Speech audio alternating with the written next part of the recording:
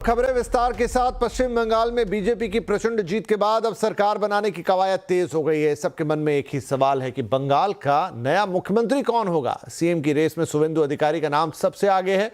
वहीं आज कोलकाता में बीजेपी के विधायकों की बैठक हो रही है। बंगाल में कैसी है सियासी हलचल, पूरी डिटेल बता रहे हैं हमारे संवाददाता अमित पांडे।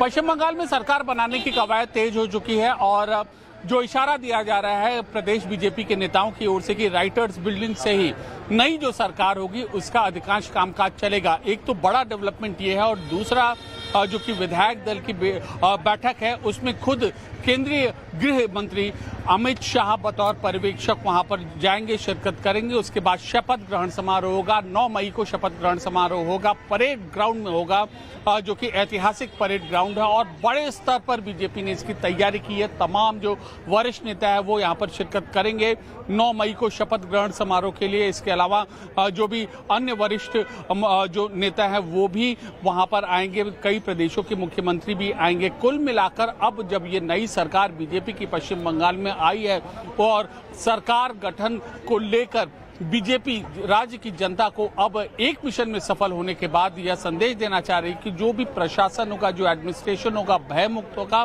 बिल्कुल न्याय संगत होगा, तर्क संगत होगा। और इसके लिए जो हर बीजेपी के जो बड़े नेता हैं चुनाव प्रचार अभियान से जुड़े हैं अब सरकार गठन को लेकर और जो विचारधारा कैसे आगे बढ़ेगी उसको लेकर यहाँ पर सतर्क हैं, लगातार दिशा निर्देश दे रहे हैं। बैठकों का दौर जारी है, कई बैठकों का दौर है। विधायक जो नव निर्वाचित विधायक है चुने गए वो आए हैं, पहले वो बैठक करेंगे, उसके बाद विधायक दल की बैठक होगी, उसके बाद कोर कमेटी की बैठक होगी, उसके बाद प्रदेश की कमेटी की बैठक होगी और उसके बाद शपथ ग्रहण समारोह होगा। विधायक दल का जब नेता चुन लिया जाएगा उसके बाद तो बेहद महत्वपूर्ण जो गतिविधियां हैं वह चल रही हैं पश्चिम बंगाल में और जो नई सरकार के कामकाज को लेकर बैठकों का दौर जारी है। बंगाल में नई सरकार के गठन को लेकर बंगाल बीजेपी अध्यक्ष समिक भट्टाचार्य ने कहा है कि अब सरकार रॉयटर्स बिल्डिंग से चलेगी, ना कि नबन्ना से। समिक भट्टाचार्य ने कहा है कि नई सरकार कानून का पालन करेगी। देखिए 2021 में हम लोग ये घोषणा किए थे कि हम लोग सरकार राइटर्स बिल्डिंग से ही सरकार का परिचालना करेंगे। उसका एक अलग महत्व है, उसका साथ बहुत लोगों का भावना जुड़ा है, बहुत सारी स्मृति है उसका एक खिलाफ। और ये अभी जो कलर पॉलिटिक्स हो रहा है ना, हम लोग इसका खिलाफ है। सरकार का पास इतना पैसा भी नहीं होगा कि रातों रात सारा ब्लू व्हाइट को चेंज करके दूसरा कुछ कर दे। लेकिन जो इंटरनेशनल लॉ के खिलाफ है, आपका जो रास्ते के ऊपर जिसमें काला पीला होना चाहिए उसमें सफेद और नीली कर दिया, उसको तो हम चेंज करें।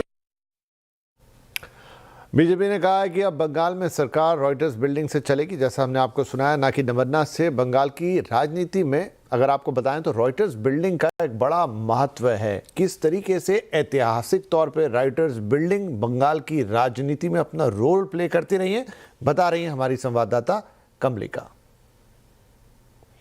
हम खड़े हैं ऐतिहासिक राइटर्स बिल्डिंग के सामने। राइटर्स और राइटर्स बिल्डिंग ये वही जगह है जहां से सत्ता चलता था। ये वही जगह है जहां पर बंगाल की मुख्यमंत्री से लेके उनके सारे मंत्री यहीं पे बैठता था। सन 1777 में 1777 में ये बनाया गया था ब्रिटिश युग में, जो जूनियर क्लर्क से राइटर्स के लिए, और तभी से नाम दिया गया है राइटर्स बिल्डिंग। और उसके बाद में भी ये एडमिनिस्ट्रेटिव बिल्डिंग के तौर पे चलने लगा। फिर भारत स्वाधीन हुए, फिर कांग्रेस का रूल आया, फिर वामपंथियों का रूल आया और ये सारे जगह के मुख्यमंत्री यहीं पे बैठते थे और दूसरे मंत्री भी। ये वही जगह है जहाँ पर ममता बनर्जी भी 2011 के परिवर्तन के बाद पहली पा यहीं पे रखी थी।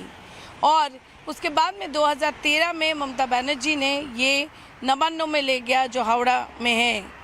पर उस दिन से हेरिटेज बिल्डिंग राइटर्स का जो एक अपना ग्लोरी है, अपना जो एक पहचान है, वो हमेशा से ही था। पर इस बार फिर परिवर्तन के बाद बीजेपी ने ये तय किया है कि उनके मुख्यमंत्री और उनके मुख्यमंत्री और जो मंत्री हैं सारे यहीं से राजपाट चलाएंगे।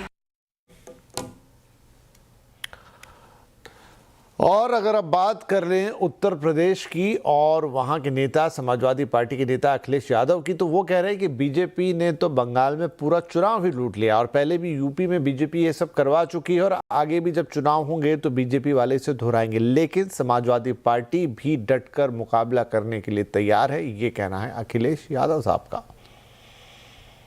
तो जब चुनाव ही लूट लिया तो क्यों इस्तीफा देंगे? वो तो अब बात करेंगे, जाके मिलेंगे तो हम बातचीत करेंगे। अभी मैं क्या कह दूं, impact of 79 lakh total deletion से क्या इम्पैक्ट दिख रहा है नंबर्स पर, सीट नंबर्स पे। तो सोचिए कितनी बड़ी लड़ाई अकेली आदरणीय दीदी लड़ रही थी। 143 सीटों पर 20,000 से ज्यादा वोट कटे और 91 बीजेपी जीत गई। बंगाल का जो इन्होंने अनुभव प्राप्त किया है, जो अनुभव इनका है, उससे भी बड़ा कोई ये उत्तर प्रदेश के चुनाव में काम करेंगे। वहीं टीएमसी नेता सौगता रॉय का कहना है कि बंगाल में एंटी इनकम्बेंसी थी, लेकिन बीजेपी ने हिंदू वोटों का ध्रुवीकरण किया और चुनाव आयोग पुलिस फोर्स के साथ मिलकर चुनाव नतीजों में धांधली की। एंटी इनकम्बेंसी था और बीजेपी हिंदू कंसोलिडेशन किया। They were able to polarize the voters. That's about all. Hindu polarisation BJP किया है, जबरदस्ती हेराफेरी भी किया है और अमित शाह का निर्देश से सेंट्रल फोर्सेस चुनाव में जाती किया। ये सब मिल के हुआ। और अगर बात करने लगे हाँ तो तमिलनाडु की, तो तमिलनाडु में टीवीके की बड़ी जीत के बाद शपथ ग्रहण की तैयारियां तेजी से चल रही है। चेन्नई में कलेक्टर विजय सीएम पद की शपथ लेंगे। ज्यादा अपडेट के लिए बात करते हैं अपनी संवाददाता रोहिणी से। तो रोहिणी, बताएं क्या तैयारियां चल रही हैं चेन्नई में शपथ ग्रहण की, और जो 117-18 वाला मार्क है वो कैसे पूरा करने जा रहे हैं विजय? बहुत अहम बात है कि नंबर्स के जो आंकड़े हैं, उनके पास 108 सीट्स हैं टीवीके के पास, और उनको करीब 11-12 सीट और चाहिए। कांग्रेस का समर्थन है उनके साथ, तो 5 सीट जुड़ चुके हैं। पर बाकी जो छोटे छोटे पार्टीज हैं, वो लेफ्ट पार्टीज हों या डीएमडीके या एएमएमके हो, वीसी के, उन्होंने भी, उनका भी एक हाई लेवल मीटिंग चल रही है, उनका भी समर्थन आ जाए तो बहुत सारे नंबर्स उनके आ सकते हैं। पर अब के लिए हमें ये पता है कि कांग्रेस ने अपना समर्थन दे चुके हैं। जहां मैं खड़ी हूं यह है नेहरू स्टेडियम, और ये वही जगह है जहां पे शपथ ग्रहण किया जाएगा। आप देख सकते हैं कि पूरी तरह से कोई मूवी सेट से कम नहीं है ये पूरी जगह। आप देखिए, जोसेफ विजय तो खुद एक मूवी स्टार है, जो एक बहुत सारे अपने मूवीज में एक पॉलिटिकल एक्टर के नाम तौर पे भी उन्होंने एक्टिंग किया है। अब वो खुद मुख्यमंत्री बने हैं, बोलते हैं रील से रियल मुख्यमंत्री बने हैं। ये ब्लॉकबस्टर जो टीवीके लेके आया है 108 सीट्स के, ये लोगों का जो समर्थन है, जनता का समर्थन है उनके लिए। अब और जो तैयारी यहाँ पे हो रही है, ये वही उनके लिए ये है, ताकि वो देख सके कि जो विजय को उन्होंने जिताया, वो विजय यही खड़े होके अपना शपथ ग्रहण करेंगे। कांग्रेस ने अपने समर्थन देने के साथ साथ राहुल गांधी भी यहाँ मौजूद होने की उनका कंफर्मेशन है वो शपथ ग्रहण की सेरेमनी के लिए। अहम बात यह है कि यहाँ पे जो स्टेडियम है, करीब 5,000 लोग यहाँ पे बैठ सकते हैं, करीब 2 लाख से अधिक लोग आसपास भी खड़े होकर देख सकते हैं। पर तमिलनाडु की करोड़ों की संख्या में लोग, उनकी नजर होगी इस स्टेज के ऊपर, क्योंकि जब जोसेफ विजय अपना टीवीके का कैंपेन उन्होंने शुरू किया और कहा कि ये जो सरकार है डीएमके की जो तमिलनाडु में है, वो न सिर्फ उसमें करप्शन है, औरतें वहां पे सिक्योर नहीं है, पर बहुत अहम बात है कि बहुत सारे नवयुवक के पास काम नहीं है, अनएम्प्लॉयड हैं। उन्होंने कहा कि हम ये सब आपको देंगे, एक ऐसी सरकार देंगे जो साफ सरकार रहेगी, एक ऐसे सरकार देंगे जो हर किसी को काम मिल सकता है, ऐसे सरकार देंगे जो सुरक्षित हो, और ऐसे सरकार देंगे जो हर कोई चाहता हो, जो द्रविडियन पार्टी से दूर हो। इसीलिए जब बातचीत हो रही थी और जब एडीएमके के भी जो पक्ष थे वो भी बात करने के लिए तैयार थे, उन्होंने टीवीके ने ये कहा कि वो उनको दूर रखना चाह रहे हैं। कांग्रेस की जो समर्थन है वो कंडीशनल है। कांग्रेस ने ये कहा था कि आप बीजेपी को दूर रखें तभी ये समर्थन मिलेगी आपको। तो यही अहम बात है ये पूरी अलायंस के। पर कितने कैबिनेट सीट्स मिलेंगे वो भी देखना है हमें। राइट, बहुत सारी बातों के जवाब कल ही मिलने जा रहे हैं, लेकिन जो रोहिणी हमें दिखा रही कि एक बात तय है, कल इसी जगह पे, इसी वेन्यू पर विजय जो है वो मुख्यमंत्री पद की शपथ लेने जा रहे हैं। बहुत शुक्रिया रोहिणी इस अपडेट के लिए। इधर कल बिहार की सम्राट चौधरी सरकार भी मंत्रिमंडल का विस्तार करेगी। बिहार के बीजेपी अध्यक्ष संजय सरावगी के मुताबिक प्रधानमंत्री मोदी, गृह मंत्री अमित शाह और बीजेपी अध्यक्ष नितिन नवीन समेत कई बड़े नेता शपथ ग्रहण समारोह में हिस्सा लेंगे। खबरों के मुताबिक एनडीए गठबंधन में जो फॉर्मूला तय हुआ है उसके मुताबिक बीजेपी और जेडीयू को 16-16 मंत्री पद मिलेंगे। वहीं एलजेपी रामविलास को 2 पद, जीतन राम मांझी की हम और उपेंद्र कुशवाहा की आरएलएम को 1-1 मंत्री पद मिलेगा। लेकिन सारे पदों पर मंत्रियों की नियुक्ति अभी नहीं होगी। बीजेपी और जेडीयू के कुछ पद खाली रखे जाएंगे। बिहार में बीजेपी की पहली सरकार सम्राट चौधरी के नेतृत्व में बनी है। 15 अप्रैल को सम्राट चौधरी ने बतौर मुख्यमंत्री और जेडीयू के 2 मुख्यमंत्रियों विजय कुमार चौधरी और विजेंद्र यादव ने शपथ ली थी। बंगाल में जीत के बाद प्रधानमंत्री मोदी पहली बार बिहार जाएंगे। शपथ ग्रहण की खास तैयारियां रखी गई हैं। देखिए पटना के गांधी मैदान से हमारे सहयोगी रामचंद्र मोहन की ये ग्राउंड रिपोर्ट। सम्राट चौधरी के मंत्रिमंडल का विस्तार होने जा रहा है और हम अभी मौजूद हैं पटना के गांधी मैदान में और यहां से आपको एक तस्वीर दिखाने की कोशिश करेंगे। देखिए किस तरह से भव्य तैयारी चल रही है और इस कार्यक्रम में प्रधानमंत्री नरेंद्र मोदी, केंद्रीय गृह मंत्री अमित शाह, रक्षा मंत्री राजनाथ सिंह समेत तमाम नेता इसमें शामिल होने जा रहे हैं और इसको लेकर देखिए किस तरह से तैयारियां चल रही है। और जो जानकारी मिली है उसके मुताबिक कल 12 बजे ये शपथ ग्रहण समारोह कार्यक्रम रखा गया है, जिसको लेकर लगातार तैयारियां चल रही है। और ये देखिए ये जो गैलरी आपको सामने दिखाई दे रहा है, जहां पर सोफे लगाए गए हैं, यहाँ पर वीआईपी लोगों के बैठने की व्यवस्था की जा रही है और मंच पर जितने भी गणमान्य नेता पहुंचेंगे उनके बैठने की व्यवस्था की गई है। और साथ ही देखिए किस तरह से ये जो कुर्सी लगाई गई है यहाँ पर, इसमें पार्टी के पदाधिकारी जो एनडीए के तमाम नेता पहुंचेंगे उनके बैठने की यहाँ पर व्यवस्था की जा रही है। और जो आसपास में जो ये पंडाल, बड़े बड़े पंडाल लगाए गए हैं, यहाँ पर जो पार्टी के नेता और कार्यकर्ता पहुंचेंगे वो यहाँ पर बैठेंगे। और देखिए किस तरह से यहाँ पर ये सुरक्षाकर्मी जो है अभी पहुँच चुके हैं और पूरे इलाके को सैनिटाइज किया जा रहा है।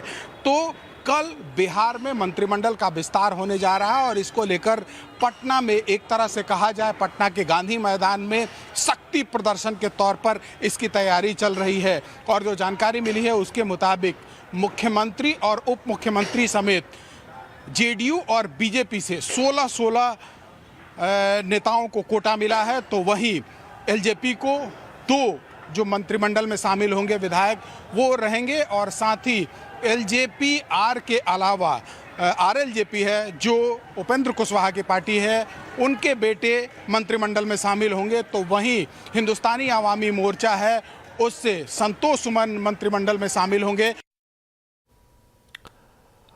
कल पंजाब के जालंधर और अमृतसर में हुए तेज धमाकों से हड़कंप मचा हुआ है। धमाकों की गूंज करीब 1 किलोमीटर तक सुनाई दी थी, जिसके आसपास के इलाकों में अफरा तफरी मच गई थी और लोग दहशत से घरों से बाहर निकल गए थे। हालांकि धमाकों में किसी के घायल होने की खबर नहीं है। मामले की जांच एनआईए कर रही है। पुलिस ने एक डिलीवरी बॉय को हिरासत में ले लिया है, जिससे पूछताछ जारी है। वहीं सुरक्षा को देखते हुए चंडीगढ़ में हाई अलर्ट जारी कर दिया गया है। पंजाब ब्लास्ट पर डीजीपी गौरव यादव का बड़ा बयान सामने आया है। डीजीपी ने कहा है कि पंजाब ब्लास्ट में पाकिस्तानी कनेक्शन की जांच की जा रही है। इस इंसीडेंट का हजे किसी ने क्लेम नहीं किया हैगा, पर असी अज्यूम करते हैं कि ऑपरेशन सिंदूर की एनिवर्सरी होने करके this is part of Pakistan ISI's designs to cause disruptions in Punjab. ते पंजाब एक प्रॉक्सी वॉर लड़ रहा हैगा देश के बिहाफ ते अगेंस्ट पाकिस्तान। सो एक सिनर्जिक तरीके नाल असी इस इन्वेस्टिगेशन नू अगे लेके जावांगे। जिहड़े परपेट्रेटर्स हैगे उन्हां नू अरेस्ट करांगे। इधर ब्लास्ट को लेकर मुख्यमंत्री भगवंत मान ने बीजेपी पर बेहद गंभीर आरोप लगाए हैं। मान का कहना है कि बम धमाके बीजेपी की चुनावी रणनीति का हिस्सा हैं और छोटे छोटे ब्लास्ट के जरिए वोट हासिल करने की कोशिश करती है। भाजपा जिहड़ी है बीजेपी फिरकू पार्टी है। बंगाल दी चोण जिहड़ी है खत्म हो गई, उन्होंने आप ही कहा हुण पंजाब दी वारी है। इहदा मतलब ये जिहड़े बम धमाके होए ने, छोटे मोटे ब्लास्ट होए ने, जो भी वो जांच जारी है। ये बीजेपी दी पंजाब दी इलैक्शनां दी तैयारी है। ओह इदां ही हिंसा फैला के लोकां नूं डरा के धमका के ही वोटां लैंदे है। ਮੈਂ ਬੀਜੇਪੀ ਵਾਲਿਆਂ ਨੂੰ ਕਹਿਣਾ ਚਾਹੁੰਦਾ ਇਹਨਾਂ ਹਰਕਤਾਂ ਤੋਂ ਬਾਜ਼ ਆ ਜਾਣ। वहीं बीजेपी के नेता तरुण चुग ने कहा कि भगवंत मान का बयान बहुत ही घटिया है और सारे आरोप झूठे हैं। भगवंत मान दा ਇਹ ਝੂਠੇ ਆਰੋਪ ਲਗਾਉਣ ਵਾਲਾ ਬਿਆਨ ਬੇहद ਘਟੀਆ, ਆਪਣੀ ਨੁਸਿੱਖਿਆਪਨ ਨਲਾਇਕੀ ਨੂੰ ਛੁਪਾਉਣ ਵਾਸਤੇ ਦਿੱਤਾ ਹੋਇਆ ਬਿਆਨ ਹੈ। ਭਗਵੰਤ ਮਾਨ ਸਾਹਿਬ, ਤੁਹਾਡੇ ਕੋਲ ਰਾਜ ਹੋ ਨਹੀਂ ਰਿਹਾ, ਹਰ ਫਰੰਟ ਤੇ ਤੁਸੀਂ ਫੇਲ ਹੋ, ਪ੍ਰਸ਼ਾਸਨ ਤੁਹਾਡੇ ਕੋਲ ਨਹੀਂ ਸਮੇਟਿਆ ਜਾ ਰਿਹਾ, ਸੁਰੱਖਿਆ ਤੁਹਾਡੇ ਕੋਲ ਨਹੀਂ ਸਮੇਟੀ ਜਾ ਰਹੀ। ਪੰਜਾਬ ਦੇ ਅੰਦਰ ਲਗਭਗ 22 ਤੋਂ ਜ਼ਿਆਦਾ ਗ੍ਰਨੇਡ ਹਮਲੇ ਪੁਲਿਸ ਸਟੇਸ਼ਨਾਂ ਤੇ ਹੋ गए। बात करेंगे अमेरिका और ईरान वॉर की, तो अमेरिका और ईरान युद्ध को लेकर जो भी बड़ी खबर है वो आपको बताएंगे, लेकिन इस छोटे से ब्रेक के बाद।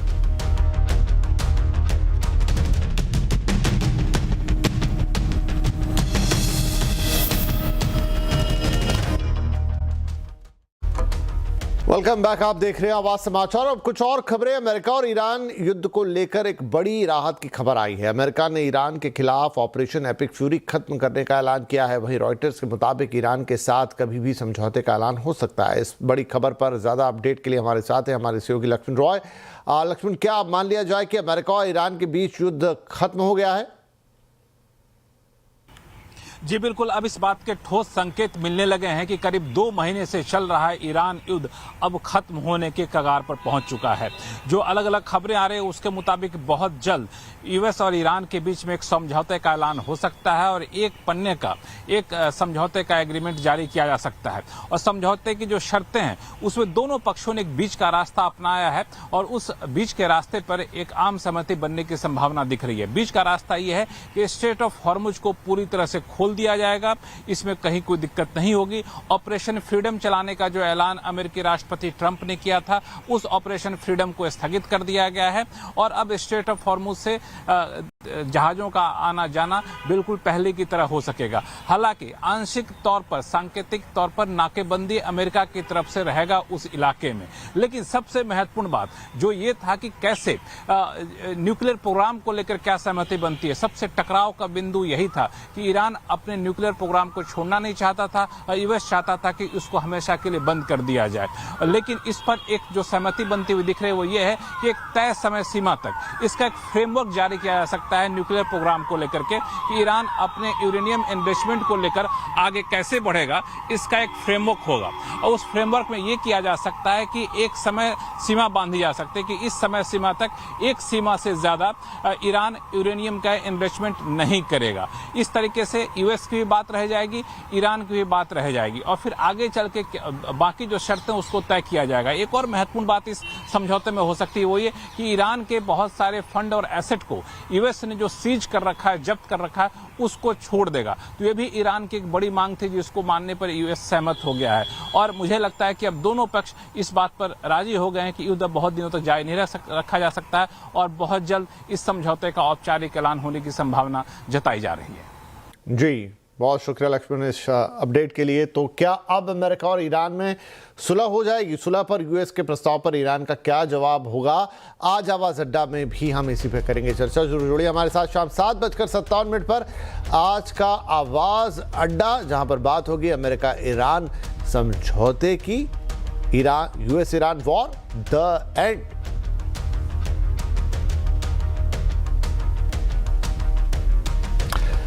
अमेरिका और ईरान के बीच समझौते की उम्मीद ने आज बाजार में भी जोश भरा। निफ्टी और सेंसेक्स अच्छी बढ़त के साथ बंद हुए। मिड और स्मॉल कैप शेयरों में भी खरीदारी अच्छी रही, जबकि बैंक निफ्टी करीब 2.5% चढ़ गया। तो कैसा रहा आज का बाजार ओवरऑल, बता रहे हैं हमारे सहयोगी आशीष चतुर्वेदी।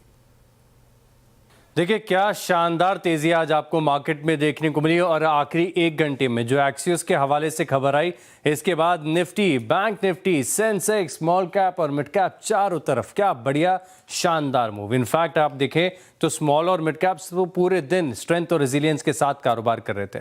चलिए आपको दिखाता हूं वो स्टॉक्स निफ्टी के जिन्होंने इंडेक्स में जान डाल दी। बढ़िया बढ़त यहां पर देखने को मिली। ट्रेंड में Shriram finance, Tata Motors, PV और इंटरग्लोब एविएशन जैसे जो स्टॉक्स हैं यहां पर भी आपको बड़ा मूव नजर आया। लेकिन ऐसा नहीं है कि सारी स्टॉक्स में तेजी थी, कुछ स्टॉक गिरे भी हैं। मिसाल के तौर पर नतीजों के बाद एल&टी, हालांकि ये भी ऑफलोज रिकवर हुआ। पावर ग्रिड है, रिलायंस है और ओएनजीसी की क्रूड में गिरावट आ गई। भारतीय मार्केट्स के लिए अच्छा हो गया, लेकिन ओएनजीसी के लिए नेगेटिव, इसके लिए स्टॉक में आ गया कट।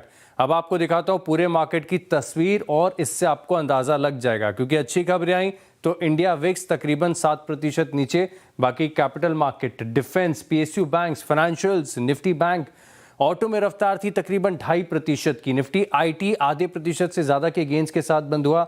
एनर्जी की बास्केट में थोड़े से मिक्स्ड एक्शन देखने को मिले, हालांकि एफएमसीजी एज अ पैक देखे तो थोड़ा सा ऑफ है इसका एक्शन, हालांकि इसमें भी कुछ स्टॉक्स ऐसे थे जहां पर बड़ा मूव आपको नजर आया। फार्मा लगातार 2 दिनों का एक्शन है, जहां पर आप देखें तो आज भी बड़ी तेजी के साथ क्लोजिंग रही। कमर्शियल एलपीजी की कीमतों में बढ़ोतरी ने रेस्टोरेंट के मेन्यू में बदलाव लाना शुरू कर दिए हैं। कुछ रेस्टोरेंट कीमत बढ़ा रहे हैं तो कुछ मेन्यू में बदलाव कर रहे हैं। कितना पड़ा है असर, बता रहे हैं हमारे संवाददाता रोहन सिंह। एलपीजी की कीमत में औसतन लगभग 993 रुपीस का इंक्रीज हुआ है। एक औसत कमर्शियल एलपीजी सिलेंडर इस वक्त 3000 से ज्यादा का बिक रहा है। और अगर आप इस तरह का एक रेस्टोरेंट देखें तो यहाँ औसतन एक दिन में 3 सिलेंडर की जरूरत पड़ती है। किस तरीके से इम्पैक्ट हो रहा है ये जानने की कोशिश करते हैं। सर, अगर पिछले कुछ दिनों में देखें 3000 से ज़्यादा हो चुका है कमर्शियल सिलेंडर की कीमत। चूंकि आपकी जो एक्सपर्टीज़ है वो एशियन फ्लेवर्स को लेकर है, अगर आप बताएं कि कॉस्ट किस तरह से इम्पैक्ट किया है इस रेस्टोरेंट बिजनेस में, एक औसत इस साइज के रेस्टोरेंट के लिए। आप देख लीजिए हमारे रेस्टोरेंट की फूड कॉस्ट 4 to 5% बिल्कुल गैस पर डिपेंड करती है। एंड अभी 1000 रुपए के इंक्रीज का मतलब almost 40% increase in the price है, जो कि हमारी सिलेंडर एवरेज के हिसाब से देखें तो will give you a hit of more than 1 lakh of rupees. And 1 lakh रुपए का हिट कोई भी रेस्टोरेंट अपने पीएनएल पर इस तरीके से तो नहीं देख पाएगा, क्योंकि वो नुकसान की स्थिति में चला जाएगा। एंड उसको ठीक करने के लिए आपको कभी ना कभी प्राइस इंक्रीज करना ही होगा। जी, तो अगर 1 लाख रुपए महीना बढ़ रहा है तो क्या रास्ता का क्या आपको दिख रहा है? क्या हम मेनू चेंज देख सकते हैं, मेनू ट्वीक देख सकते हैं, या फिर आप अलग जो मोड्स हैं इंडक्शन में स्विच करेंगे? क्या रास्ता है? देखिए, इंडक्शन पे स्विच करना तो एक नेचुरल ऑप्शन है, बट इंडक्शन पर भी क्योंकि लोड उतना नहीं आता है तो हाई कैपेसिटी आइटम्स जो जैसे कि स्टीमिंग, बॉइलिंग, डीप फ्राइंग, ये सब आइटम्स में थोड़ा दिक्कतों का सामना करना पड़ेगा। बट हम कुछ इक्विपमेंट अपग्रेड करेंगे और उसके हिसाब से परचेजेस करेंगे। बट ये सब एकदम से करना बहुत मुश्किल है। बट फिलहाल के लिए इतना बता सकता हूँ कि अगर हमें कुकिंग टाइम को कंट्रोल करना है और गेस्ट को सेटिस्फाई करना है, so we'll have to increase in price. We can reduce the consumption of LPG but not eliminated. Frying फिर भी हम शिफ्ट कर इलेक्ट्रिक फ्रायर्स, जो कि एक अच्छा सॉल्यूशन है, उस पर जरूर शिफ्ट कर सकते हैं। एंड मेन्यू आइटम्स में भी देखना होगा कि हम कुछ menu item like for example sushi, उसमें हमारे पास गैस कंजम्पशन नहीं है, that can easily be manage, तो हम उस पर ज्यादा फोकस कर सकते हैं। और ऐसी कुछ आइटम्स जिस पर अगेन हाई कंजम्पशन है। एलजी इलेक्ट्रॉनिक्स ने 2026 के लिए होम अप्लायंसेस की नई रेंज लॉन्च की है। नई रेंज में French door refrigerators, AI based washing machines और एसेंशियल सीरीज शामिल है। कंपनी ने अफोर्डेबल प्रीमियम सेगमेंट का विस्तार करते हुए अलग अलग प्राइस रेंज और कैपेसिटी में नए मॉडल लॉन्च किए हैं। एलजी के मुताबिक मेक इन इंडिया पर फोकस बढ़ाते हुए कंपनी 2026 में एसेंशियल सीरीज का एक्सपोर्ट एशिया, मिडिल ईस्ट और अफ्रीका के 22 देशों में करने जा रही है।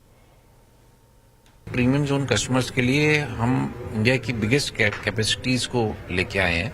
790 लीटर का साइड बाय साइड रेफ्रिजरेटर और 600 लीटर प्लस के डबल डोर रेफ्रिजरेटर को लेके आए हैं। ये दोनों कैपेसिटीज में पहले हम भी इंपोर्ट कर रहे थे इंडियन कंज्यूमर्स के लिए, बट अब हमने इन्हें यहाँ पे पुणे फैक्ट्री में खुद से मैन्युफैक्चर करना शुरू कर दिया। ये एक हमारा कमिटमेंट है मेक इन इंडिया ड्राइव के लिए, इंडिया के लिए, और हम ज़्यादा से ज़्यादा प्रोडक्ट्स को, जो कि अब 95% प्लस एलजी इंडिया के प्रोडक्ट्स जो है हम इंडिया में ही मैन्युफैक्चर करते हैं। देश में कहां मिल रही हैं अच्छी नौकरियां और तरक्की के मौके? कौन कौन से स्किल दिलाएंगे कैरियर को उड़ान? नौकरी पाने के लिए डिग्री ज़्यादा ज़रूरी या स्किल सेट पर ही लगाना होगा पूरा ध्यान? इसी पर आज होगी कंज्यूमर अड्डा में बड़ी चर्चा। डिग्री, नौकरी, हुनर से तरक्की। आज शाम 5:57 में ज़रूर जुड़िएगा हमारे साथ। डिग्री से नौकरी, लेकिन हुनर से तरक्की।